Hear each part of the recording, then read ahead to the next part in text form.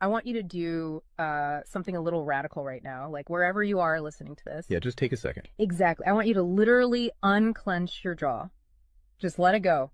Drop your shoulders. Most of us don't even realize we're tensing up, you know? Right. And look, I don't care if you just finished, a grueling 12-hour shift on the hospital ward, or if you just stepped off a loud, dusty job site. Or even if you're just mentally exhausted from staring at screens all day long. Leave it at the door. It's over.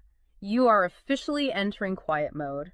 So just take a deep breath. That's the baseline we need for this. It really is. And now I want you to look at the phone sitting next to you, or maybe the smartwatch on your wrist.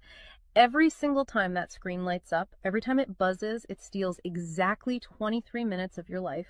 Welcome to the deep dive. It really is a staggering number to confront when you put it like that. 23 minutes Yeah. from one buzz. Yeah, because we tend to measure interruptions in like the seconds it takes to glance at a screen, right? Whoa! We completely ignore the massive cognitive debt we incur the moment we look away from our deep work. And that cognitive debt, that is exactly the central target of our mission today. Okay, let's unpack this.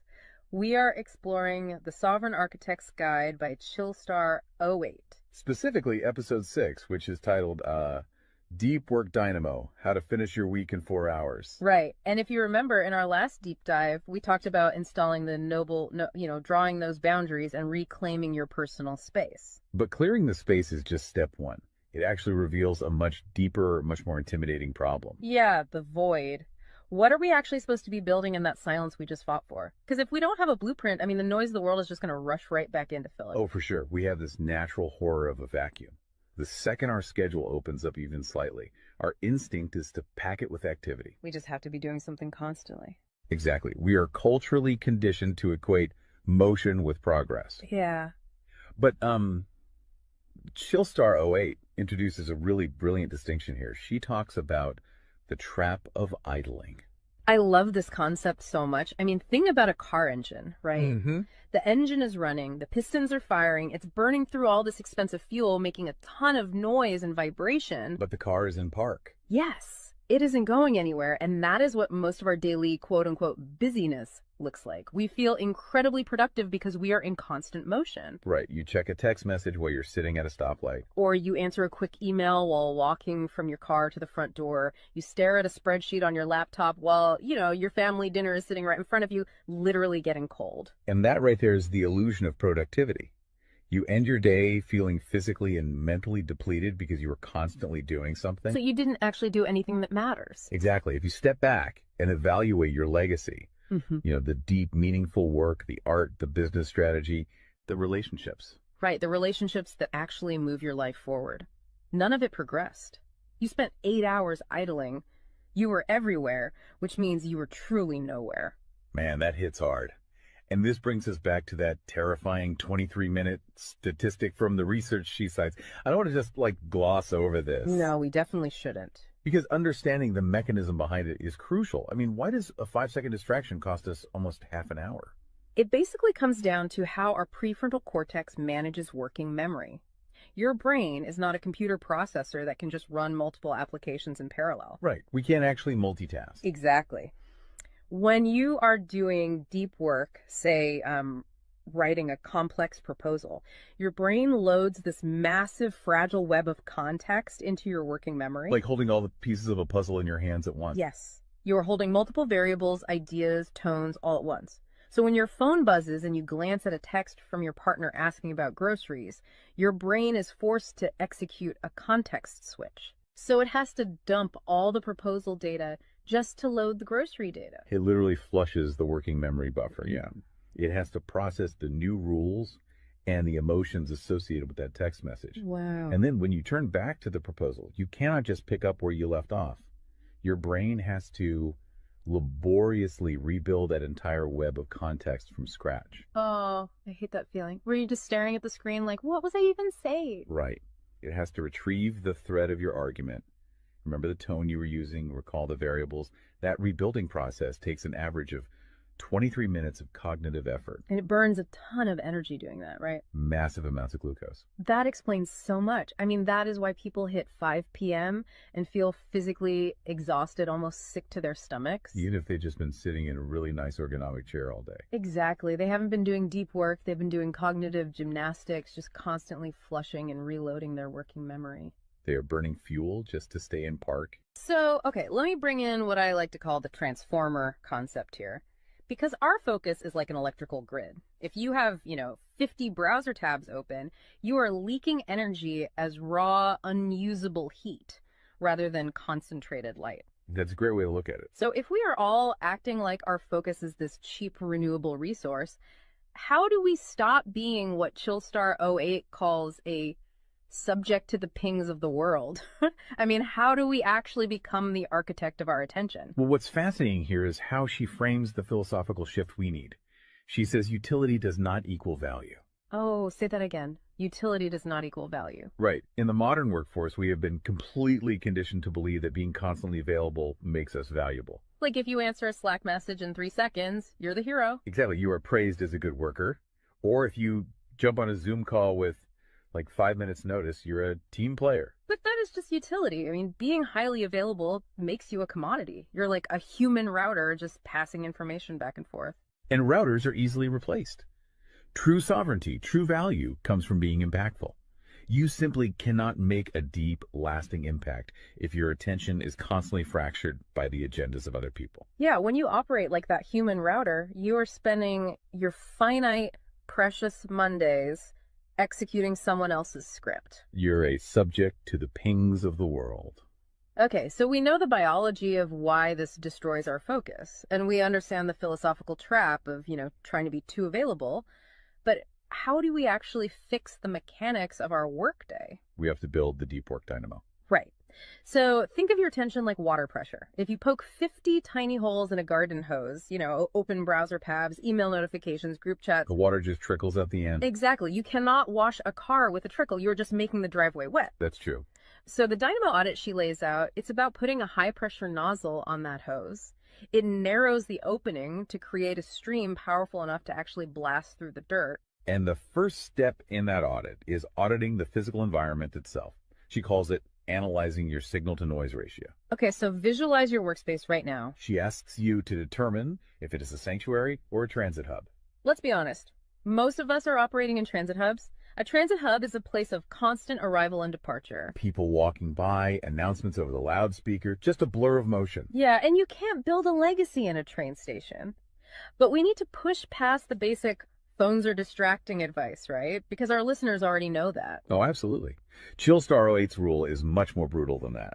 She says if the phone is even sitting on your desk, even face down, it is acting as a parasite on your cognitive grid. A parasite, just by being in the room. The research supports this entirely, by the way. The mere presence of a smartphone in your visual field, even if it is completely powered off, measurably reduces your cognitive capacity. Because your brain is having to actively expend energy to ignore it, right? Exactly. It is running a background process that just keeps saying, don't check the phone, don't check the phone. That is energy being actively stolen from your primary task. So sovereignty literally begins the moment you physically remove the device from the room, put it in a drawer down the hall. Close the door. Make the physical environment quiet. But okay, let's say you've done that. That doesn't stop your own brain from creating internal noise, right? Like trying to juggle 5 projects at once. How do we fix the internal wiring? That brings us to the second pillar of the audit, which is the batch wiring rule. This directly addresses the danger of switching fatigue, which we touched on with that 23-minute penalty. Right, the cognitive glucose burn. Yeah. When we attempt to multitask, like writing a creative brief, then pausing to check inventory levels, then answering 3 customer service emails. And then trying to go back to the brief. Right. We are grinding our mental gears to dust. We are switching between entirely different cognitive states. Because creative writing uses a completely different part of the brain than calculating inventory, obviously. They require entirely different operating frequencies. So the batch wiring rule dictates that you must group similar tasks together based on their cognitive load. Okay. And you do not switch the current until that specific type of work is completely done. You do all your deep analytical thinking in one high-voltage burst. And then you save all your reactive administrative stuff for a separate lower voltage block later in the day. Precisely. It's all about staying in one gear. Like if you are driving up a really steep hill, you don't constantly shift between first gear and fifth gear. You lock into the gear that provides the right torque and you just ride it out. That's a perfect analogy. But okay, here's where it gets really interesting. This leads to the third pillar of the audit, and this is where I actually need to seriously push back on the source material a bit. She calls this the zero access window. Ah, yes. This is usually where the resistance starts for people. Because it sounds impossible for a normal person. She says you cannot just plan to be focused, right? You have to legally schedule it. You have to lock in one sovereign hour. Yeah, 1 hour where you are legally dead to the outside world. No boss, no family, no, hey, do you have a second for a quick question? Just you and the blueprint. It's extreme, yes. But let's do a reality check here. I mean, I see how that works for a solo digital entrepreneur or a freelance writer, but what about someone whose literal job description is to be available? Right, like an IT support specialist. Or a floor manager, or a nurse on a ward, or even, a parent at home with a toddler. How do they justify just vanishing? It feels like this advice only applies to a very specific, privileged type of worker. That is the most common and, frankly, the most valid hurdle to this entire system. But we really have to look at how the principle scales, and we have to look at the internal psychology of the worker. Okay, walk me through that. First, let's address the context of Chillstar '08's own life. She is not some solitary monk living on a mountain. She is a wife, a mother, and a grandmother. Oh, wow. Okay. Yeah, and she runs a luxury travel agency and a digital marketing business. Her entire professional and personal life is built around communication and client management. She probably receives hundreds of legitimate demands on her attention every single day. So she is really in the thick of it. She isn't just speaking from some ivory tower. Far from it. She implements the zero access window because of those demands, not in spite of them. Now, for the IT manager or the nurse, obviously, you cannot vanish while on active duty if your role is acute response. Right. You can't ignore a burning server or a patient monitor. Exactly. But the principle applies to the deep work surrounding the active duty. The scheduling, the charting, the strategic planning. Even in highly reactive jobs, there is legacy work that gets pushed to the margins. That makes sense. And the challenge isn't just logistical, it is deeply psychological. It's the internal guilt, isn't it? Yes, exactly. People feel like bad employees or bad parents or bad partners when they set a hard boundary. Yeah. We tie our entire self-worth to our responsiveness. We think, if I am not instantly available, I am failing them. Man, that is so true. We feel guilty for taking an hour to ourselves. But setting a zero access window is not about neglecting your family or your team. It is about condensing your high-level work into massive, high-impact bursts of energy so that you can actually be present later. Wow. Okay. Consider the alternative. If you don't carve out that absolute focus, you end up giving your family or your team partial fractured attention for 12 hours straight. Exactly. You are physically at the dinner table, but mentally you are drafting an email. Or you are sitting on the floor playing with your kid, but you're checking a Slack notification over their shoulder. You are trading constant low-quality availability for scheduled high-quality presence. It is entirely about communicating boundaries to protect the quality of the time you do give people. You tell your team, look, I am going offline for 60 minutes to finish this crucial report. If the servers literally catch fire, call this specific emergency number. Otherwise, I will address all questions at 11:00 a.m. Right. You aren't vanishing to hide. You are vanishing to get the work done efficiently so you can actually live your life. Which brings us to the ultimate why behind this entire system. Because once you fight through that guilt, once you build this 4-hour fortress, you have to know what it is all for. It's not just about becoming a hyper-efficient robot. No, because if you use these tools just to do more of your boss's busy work or to take on 3 more stressful projects, you have entirely missed the point. You are just speeding up the treadmill. If we connect this to the bigger picture, the destination we are driving toward is a concept she calls passive magnetism. Okay, break down passive magnetism for us, because it sounds a bit abstract. Think of it as the gravity your work generates when it is undeniably good. Most people operate with active desperation. They are loudly networking, constantly posting, aggressively chasing clients or promotions. Just relying on sheer volume to get noticed. Right. Passive magnetism is the exact opposite. It is the ability to attract results, clients, wealth, legacy, or respect through the undeniable quality of your deep work. Because you actually took the time to build something substantial rather than just talking about building it. Yes. When you engage the deep work dynamo, you produce work so concentrated and so valuable that it acts as a magnet. You don't have to chase the market comes to you. And the ultimate prize of achieving that passive magnetism isn't just more work. The prize is time. Time is the ultimate currency. The dream of the sovereign architect is to finish an entire week's worth of business output in just 4 hours. You do this high voltage work often while the rest of the world is literally still hitting the snooze button. You free up the remaining hours so you can go be a traveler, so you can be a creative. So you can be a fully engaged grandparent like Chillstar 08. Exactly. She frames it beautifully in the source text. She says, we wire for silent so we can live in volume. Oh, I love that. We embrace the discipline of the quiet fortress so that our actual lives can be loud, vibrant, and fully experienced. We are finally taking control of the dial. But, making that shift from a frantic, reactive employee to a calm, sovereign creator requires a massive shift in identity. You have to tune your mind before you sit down to do the work. It is really difficult to just sit down at a desk and instantly command your brain to perform deep work, right?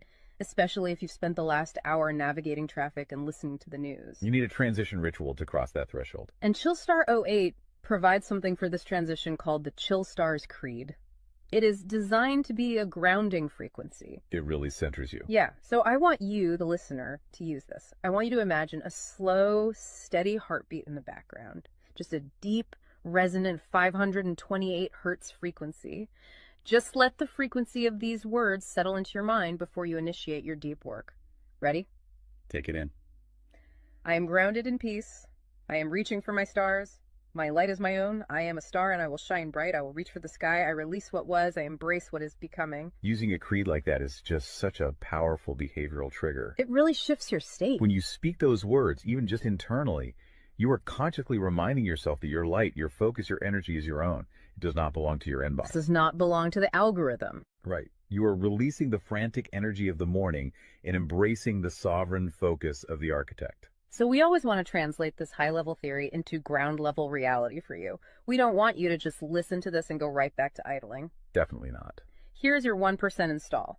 This is your micro-win to take action on this deep dive immediately. Tomorrow morning, before the world starts demanding your attention, before you check a single news site or open your email, I want you to set a timer for exactly 60 minutes. Put your phone in another room entirely. Yes, physical distance. Do not open any extra browser tabs. Pick one legacy task, just one, and flip the switch on your very first sovereign hour. And be prepared for it to feel incredibly uncomfortable at first. Your brain will crave the dopamine hit of a notification. Oh, you will feel an almost physical itch to check your messages. But if you can sit in that silence, if you can endure that initial friction, you will watch the dynamo start to spin.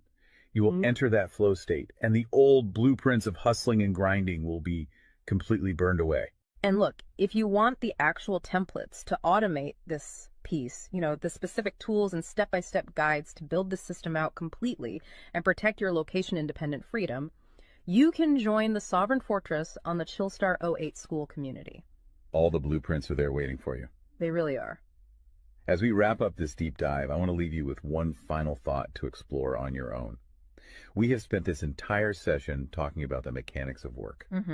We've talked about condensing your week's output into just 4 hours of pure, undistracted focus. But if you actually achieve that, you're going to be faced with a beautiful, kind of terrifying question. What's that? Who are you going to become in the remaining 164 hours of your week? What if your true legacy has absolutely nothing to do with what you produce while you are busy, but entirely to do with who you are when you are finally completely silent? Wow. Unclench that jaw.